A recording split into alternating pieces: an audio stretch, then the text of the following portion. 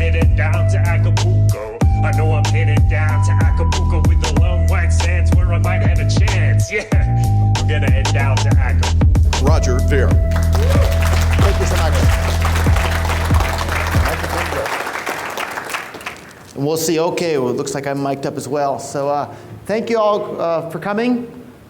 What an exciting time. So we heard some of the more technical aspects and details from Trace, but I want to tell you guys why Bitcoin is it's going to make us win. Our peace is going to win, and it's thanks to Bitcoin. And I think from the show of hands of people who already knew who I was, who here already is a Bitcoin user? Who is not a Bitcoin user? Put your hand up. Okay, so I'm surprised. So by the end of today, it needs to happen for all of you guys, and I'm going to explain why. And in fact, why don't we all take a moment here, since we have everybody in the room, for those of you who don't have a Bitcoin wallet, and you know what, this would work better if the hotel internet was a little bit better, but grab somebody before the end of this conference and ask them to help you. I'm sure everybody here who already has a Bitcoin wallet is more than willing to help set you up with one as well. And the reason why you should do this as an anarchist or a voluntarist or a libertarian is because Bitcoin completely undermines the power of every single government on the entire planet to control the money supply, to tax people's income, to control them in any way.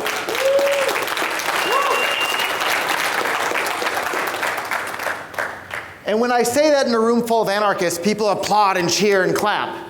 But if I say that same sort of thing in a room of just, your average Joe off the street, they think, oh my God, who will build the roads?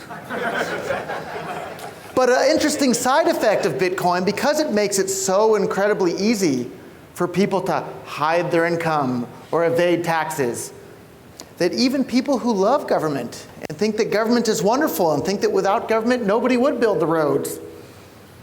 I'll tell you guys an anecdote from my own personal life. I have a friend who's from a country over in Asia, an English-speaking country, loves government, thinks government is wonderful. Been hearing about Bitcoin from me. I know him from another social group outside of libertarianism and Bitcoin type of stuff. And he was convinced enough that, yeah, maybe the price of Bitcoin really is going to go up. And he bought $10,000 worth at, I don't know, maybe $10 a Bitcoin at the time or something. So he did really well on that. But Bitcoin shot up from $10 to, I think it was around $70 or something by the time he came to me in a panic. And this is someone who loves government. And he goes, Roger, I need your help. And I said, what's wrong? What can I help you with? And I didn't even know he was referring to Bitcoin stuff when he comes to me in a panic. And he goes, have you seen the Bitcoin price? And I said, yes, I have. And he says, I need your help. I need you to show me how to hide my Bitcoin so that I don't have to pay taxes on it.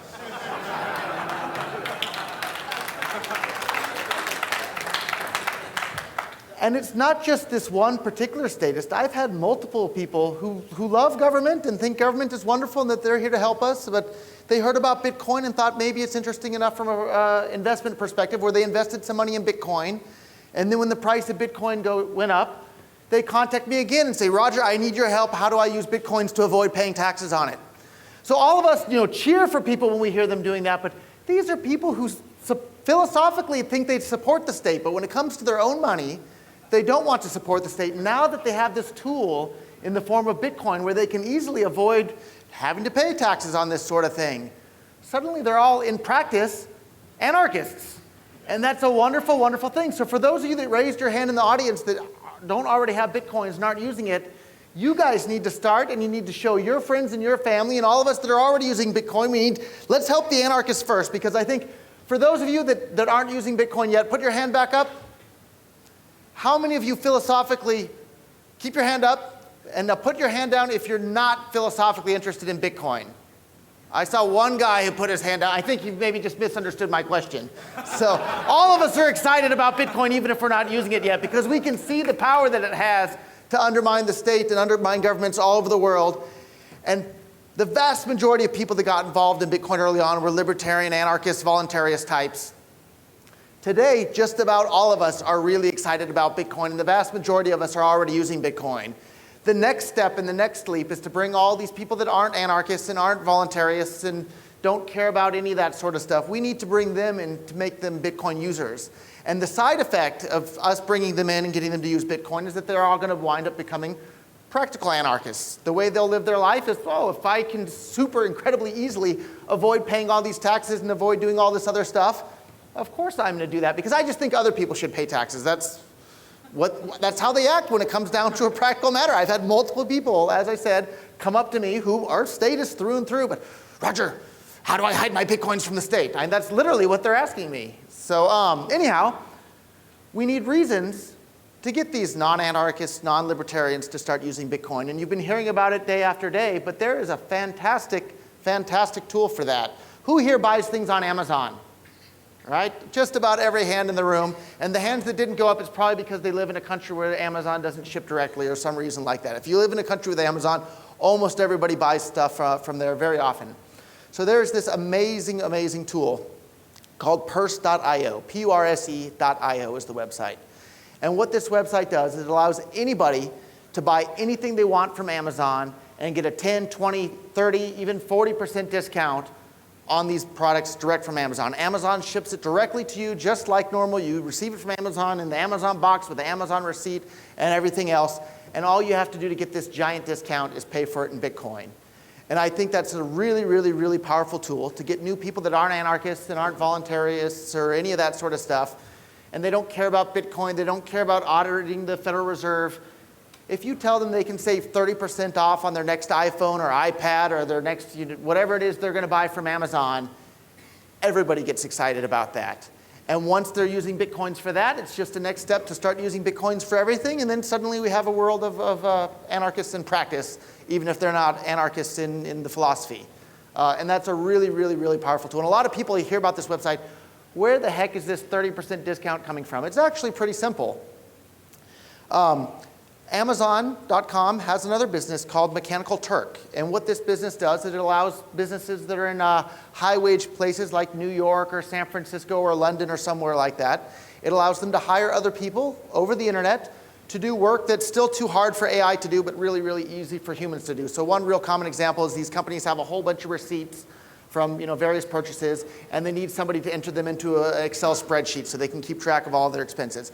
Really, really easy for humans to do, still a bit too complicated for AI to do.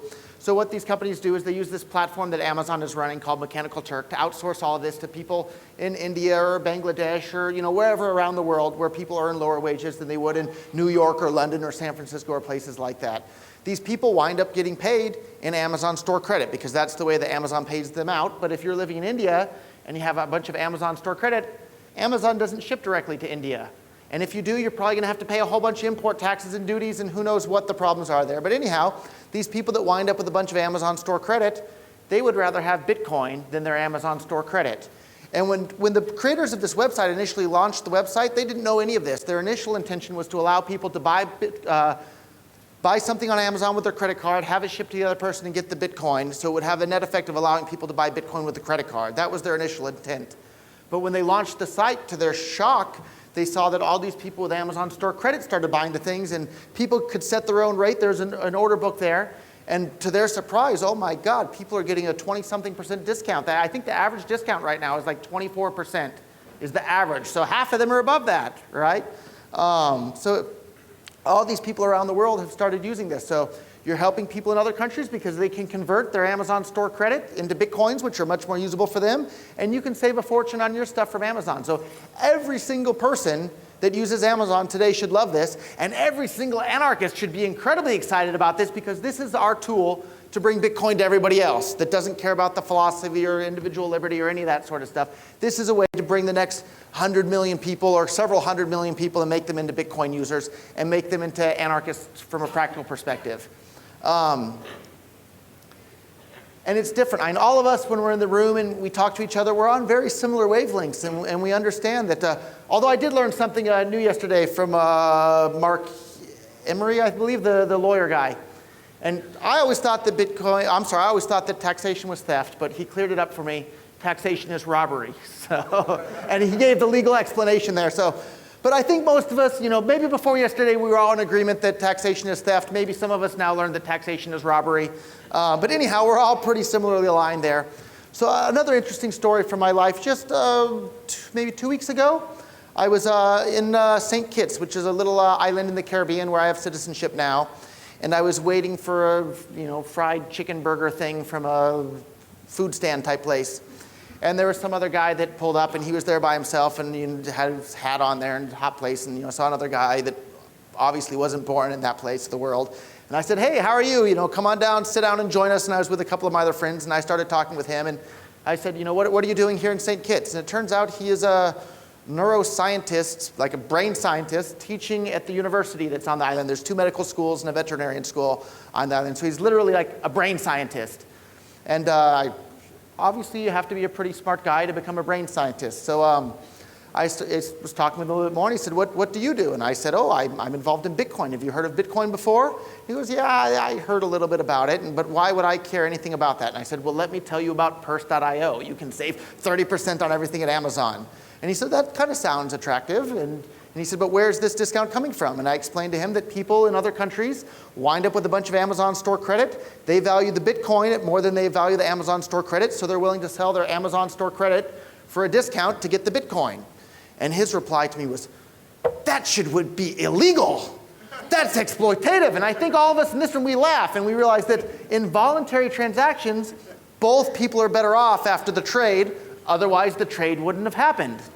And I tried to explain this to this guy, and I said, you can't make somebody worse off by giving them an offer or giving them an additional option that they didn't have previously in their life. And if these people with Amazon store credit had a better option than converting it to Bitcoin through Purse.io, they would do that. But this brain scientist literally said, that should be illegal. We shouldn't allow that. Governments need to put a stop to that. And us in this room, we think, oh, no, you spent too much time studying brain science, and you should have had at least 1 course in economics. And I explained to this guy, and I said, I told him very clearly, giving somebody an offer or giving them an additional option that they didn't have previously cannot hurt them. It doesn't make them better off. And I saw the gears turning in his mind a little bit, because the logic is there. Giving somebody an option that they didn't have previously doesn't hurt them. And I told them, if I offered them a dog biscuit, and maybe this is mean and not very nice, but I was trying to demonstrate the point. If I offered them a dog biscuit, I told them, if I offer you 1 penny to mow the lawn here, that doesn't hurt you, right? You can say no. It's just giving you an additional option in your life. And I saw the gears turning in his head here, and he looked at me, and I could see a bit of anger in his face too, and he just stood up, didn't say goodbye, he just stood up and walked away and leaned up against the building and waited the additional 5 or 10 minutes for his food to finish cooking, and got it and left. And so that's what we're up against in the rest of the world. And he's not a dumb guy. He's literally a brain scientist, but he never studied economics apparently, or got so angry when he heard a little bit of economics that he ran away. So these... Moral character. So anyhow, that's the rest of the world that we're dealing with, and it can be a bit frustrating to see those sorts of people in the world, but Bitcoin is this giant lever that we have to, even if these people don't understand the economics or don't understand the philosophy, even this guy that hated what I was telling him, his eyes perked up when I told him 30% off on Amazon. And I think this is the bait that we can use to bring the rest of the world in to become Bitcoin users sooner rather than later, and then we wind up with a much more peaceful, prosperous, voluntary world. And I think that's something we need to tell all of our friends about. And how many of you guys are looking for new financial opportunities to earn money? Right? Everybody, almost everybody here. So here's another great opportunity too. So you can go on Amazon using Purse.io, figure out what popular products are, iPads, Xbox, iPhones, whatever people like in your neighborhood.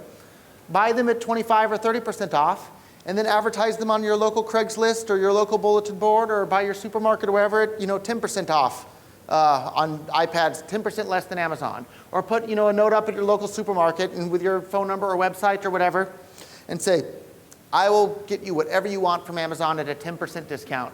You just pay me that, and I'll get it for you.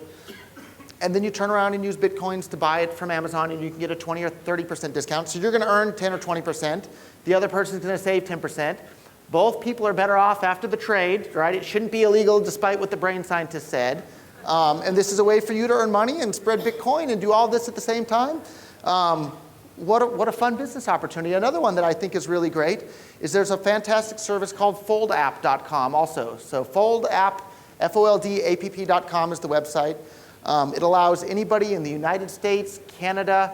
I don't know if it works in Mexico. I need to try it out. But anyhow, United States, Canada, Australia, United Kingdom, most English-speaking countries in the world, you can get a 20% discount at every single Starbucks by paying in Bitcoin.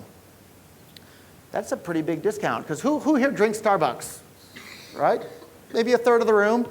For those of you that drink Starbucks, you probably go there almost every single day, maybe multiple times per day.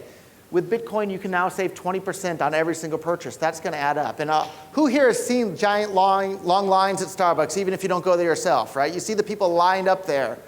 All of these people just need to hear about Bitcoin, and they can save 20% on every single purchase they make at Starbucks. So here's an opportunity, right? If you don't have a lot of capital yet, you can start this business with maybe 20 bucks. Right? All you need as far as, you need some Bitcoin, so maybe start with 20 bucks. The more you have, the more you can earn per day. But anyhow, and all you need in addition to that is a pen and a piece of paper. And you write on the piece of paper, 10% off Starbucks, and then stand in front of the Starbucks. And when people come and ask you, how do I get 10% off of Starbucks? You can tell them, give me $9, Federal Reserve notes, and I will give you $10 worth of Starbucks credit. And you have them pull out their smartphone, and you go to that website, and you send $8 worth of Bitcoin, they receive $10 worth of Starbucks credit, and you just made $1, they just saved $1 for their $10 person. You can sell them as much as they want. You can work it out just like that. If you have a little bit of capital, you can buy a Bitcoin ATM machine. They cost about $6,000 for a two-way ATM machine now. Put this Bitcoin ATM machine either in the Starbucks or right next to the Starbucks with a big sign on top of the ATM machine that says, use this Bitcoin ATM machine to save 10% at Starbucks. Right? Because Fold app gives 20% off. So you can then charge 10% premium on the Bitcoins that you're selling. The person that buys the Bitcoins there is going to save 10% at Starbucks. Despite what the brain scientist said, this should not be illegal because both people are better off at the end of this trade or it wouldn't happen. So you can earn 10% on every single Bitcoin that you sell through your ATM machine, and people can save 10% at every purchase they make on Starbucks with the Bitcoins that they use to convert into the Starbucks gift cards using foldapp.com. So that's another fantastic business opportunity right there. And if you have some capital, you can put these ATM machines at multiple Starbucks. And I've seen some of the statistics from different Bitcoin ATM machines. Some of them are selling several $100,000 US per month worth of Bitcoins through an ATM machine. So even if you're only charging 5%, right, on this ATM machine, if you sell $200,000 worth of Bitcoins through a Bitcoin ATM machine at only 5%, that's $10,000 profit per ATM machine, right? You can pay that back the ATM machine in the first couple of weeks. So I think that's some really good business opportunities there to promote Bitcoin and make lots of new Bitcoin users around the world and earn money at the same time. So I've just been informed that I have 10 minutes left. Maybe we can do a couple of questions and answers for that time. So stand up and ask a question. And I think we have a microphone coming up here. If anybody has any question, come line up right here in the middle if that's okay. Or ATM manufacturers? So I just purchased my very first Bitcoin ATM. It hasn't arrived quite yet, but I bought one by a company called BitX. But we have a list of a bunch of different Bitcoin ATM manufacturers on Bitcoin.com. As Terry mentioned before, Bitcoin.com is being run by a bunch of anarchists. What an exciting time. By the way, if you have a question, you know the routine, please come on over here. That way we all benefit from it, so we make sure that we get it. Just come on over here, and we'll make sure we get the questions that way. So another exciting thing, maybe while people think of their questions or they're heading over this way, at Bitcoin.com we're really doing a lot of stuff too. We have a whole bunch of team. We have a whole team of anarchists. What's your name? Samuel. Samuel has a question. Yeah, I'd like to ask to comment on the block size controversy. There has been some developments, I believe, yesterday. You already mentioned Mike Hearn's exit and the price crash that happened. Maybe it's coming to some resolution. I think people would be interested. Thank you. Thank you. Roger? Sure. So I should sum up what the problem or the argument or the things that have been going on. So for quite a while now on the internet, people have been arguing about what the proper way is to scale Bitcoin. So when Bitcoin first launched, so I guess I'll have to give a brief little overview. I'll step back even a step farther for those that aren't aware of this. So what's so different about Bitcoin than PayPal and Visa and MasterCard? People ask me this all the time. So with PayPal or Visa or any of these traditional banking services you've used before, they have a ledger that keeps track of everybody's account and who has how much money in each account. And that ledger is kept on their servers and their data center, wherever they happen to host that. And That's really convenient for that company. The downside of that is that the company can control the ledger however they want, but the even bigger problem is that men with guns wearing uniforms and working in buildings with flags out in front show up there often whenever this business is doing something that these men with guns don't like, and they say, hey, we want you to do different things with the ledger than what you initially promised for all your customers. We want you to freeze this person's account. We want you to undo this person's account. Who here was a user of eGold? Do people remember eGold? A few, okay. eGold was an amazing service. eGold allowed people to own gold that was held in vaults around the world, and then you would just transfer around the ownership of the gold digitally. So the gold physically stayed put, but all of us could transact in gold on the internet. And it was really starting to get popular, and more people were using it. It was a fantastic service until these men with guns showed up and literally stole all the gold. That's literally what happened there. Those darn people with costumes working in buildings with flags out in front. They caused so much trouble. Anyhow, what Bitcoin managed to do and managed to solve is Bitcoin has a ledger that keeps track of who has how many Bitcoins at which Bitcoin address. But instead of that ledger being stored on some data center at some place where these people wearing costumes and with guns can show up at any time, that ledger's on everyone's computer across the entire planet that's running the Bitcoin software. So there's tens of thousands of copies of this ledger all over the entire world. And the Bitcoin software keeps all of these copies of the ledger in sync with every other copy. So when you try and send Bitcoin to someone else, the ledger checks with everybody else and says, is this Bitcoin transaction valid? Are these spending real Bitcoins? You're not sending them to two people at the same time? And this whole ledger, almost like magic internet money, keeps in track. And the men with costumes don't know who to go and complain to. There's nowhere for them to go and complain to. So it's really, really exciting. So the debate, and people have been realizing how this is so beneficial.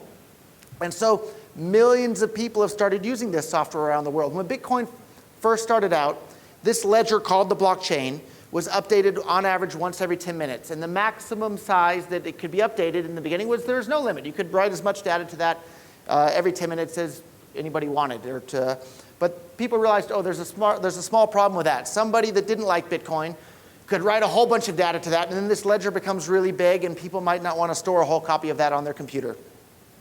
So what they did, as what was supposed to be a temporary measure, is they limited that to 1 megabyte. So every 10 minutes, this ledger could be increased by 1 megabyte worth of additional data. And what's happening now, and at the time, the actual update each 10-minute period was maybe 10 kilobytes or something. It was almost nothing because nobody was using Bitcoin back then. Now, so many people are using Bitcoin is that 1 megabyte worth of data that's being updated every 10 minutes is almost full. So now people are debating, should we increase that limit from 1 megabyte every 10 minutes to 2 megabytes or 10 megabytes or a gigabyte, or what's the right amount? And what are the proper ways in order to let millions and hundreds of millions and then 1 billion new people start using Bitcoin? And there's been lots and lots of arguing and debating on the internet as to what the proper way to do that is. And lots of people have been claiming that consensus has been reached on the proper way. And just yesterday there was another consensus announcement, but it was a consensus of the people that were at that meeting in that room. And unfortunately, I don't think there is a final settlement, but eventually there will be, and things are happening. And Roger, what's a good way to stay up to date on that? If we want to say, what's the current status on that, where would be a place to go? So I'm going to recommend Bitcoin.com for everything all the time because I love that website. Sounds good to me.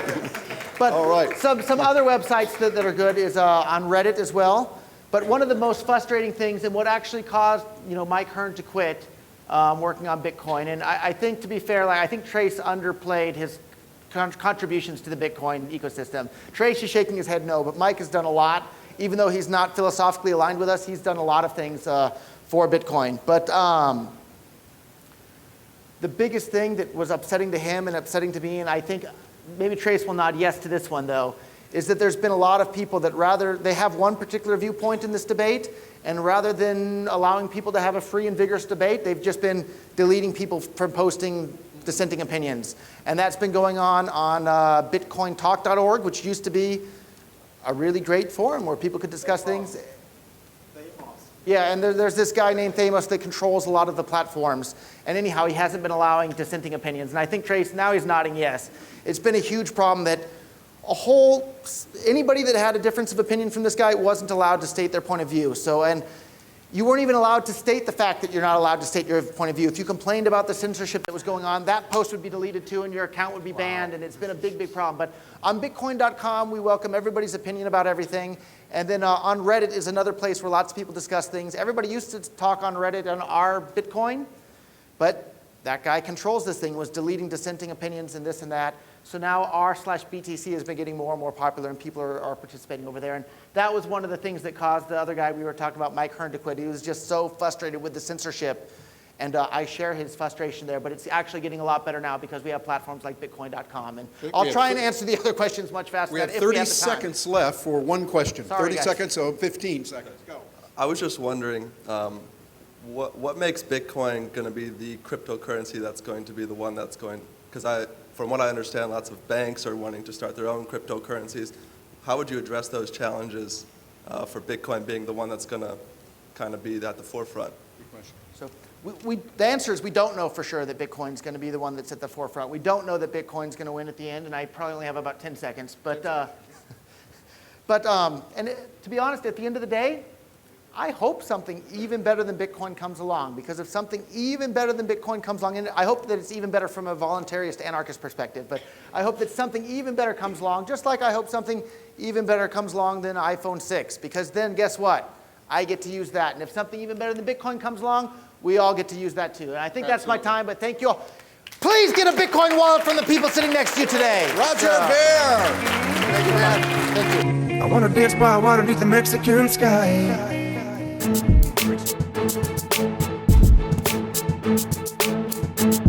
How was the conference this year? Absolutely fantastic. It's an amazing experience. The conference is great. It's the best thing I've ever been to, probably in my life, honestly. It's a blast. It's really fun. There's so many things to do. Just the spirit, just the energy, amazing moments, amazing people. It's really, really fun. It's better than you could expect. I think it's the best conference I've ever been to. Are you coming back next year? I wish we were already at next year so I could come back. It was so much fun. I feel like I'm part of a big family here. I've made so many amazing friends, instant amazing friends. It's incredible to be around people who are so evolved. The best part is always the people. It's almost overwhelming. Just so many amazing people in one place. There's always the trailblazers, and a lot of them are here. This is now a pillar of the global community of freedom activists. I mean, I'm filled. I feel like a champagne glass. Bubbly, renewed, festive. A lot of people always complain, where are the women? Yeah, Anarchapulco, that's where they're at. Everybody wants to be friends. Everybody just wants to learn more about each other and really get to know each other because we already have so much in common, so why not actually be friends? If you want to be a part of it, come and experience it because you're not going to get this experience anywhere else. You will grow as a person. What would you say to people that are on the fence about coming here next year? I would say that you absolutely have to come. You only live life once, and you better come because you'll live to regret it if you don't. Get rid of that limiting belief. Be free. You won't regret it. You'll have like a really amazing memory, and it will be awesome. A lot of people thought about it and were on the fence. And then when they see some of the footage later and they hear some of the stories, they start thinking, my God, why didn't I go to that? Why the hell not? It's amazing. It's beautiful here. Come on down. If you've been here once, you would never not come back. So I think if someone's never been and they're thinking of coming, to them I'd say, get your ass over here or you're going to be sorry. But if you've been here already, I'll see you here next year.